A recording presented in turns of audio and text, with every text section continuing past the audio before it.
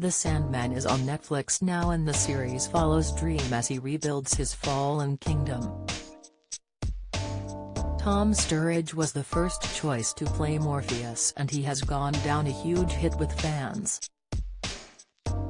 Creators Neil Gaiman and Alan Heinberg spoke to Express.co.uk and other press about the casting.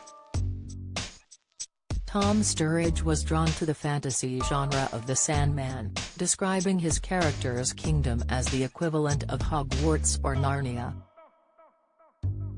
He described the experience as thrilling but was nervous about portraying such a beloved character. The pressure may have been daunting, but he was always the #1 choice for the role.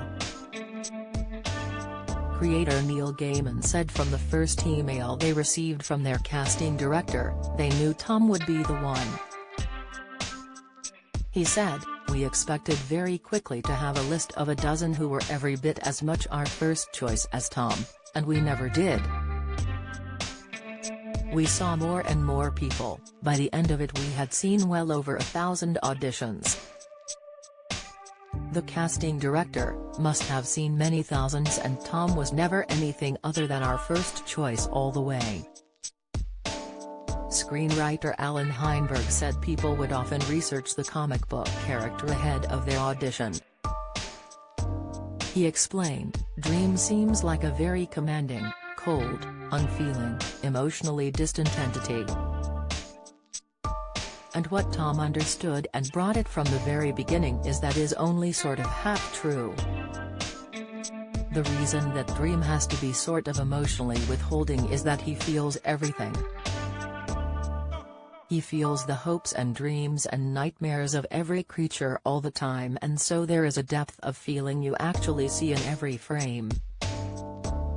The struggle, Tom is feeling everything and deciding that it's too powerful to let it out. I don't know that we even saw another actor who understood that dynamic, and that is something we never had to tell Tom. He brought that to the table and understood it so profoundly, it was just infused in every second of his performance." The writer said the lines sounded completely natural coming from Tom, adding, "and the sly sense of humor, and has beautiful." Gaiman said Tom's stage and theatre background helped him appreciate the Shakespearean elements of the show. He said, "He wasn't trying to turn those lines into something they weren't. He was completely comfortable with the formality and the archaism of the lines and let them be what they were, and as Alan says, they sound utterly natural."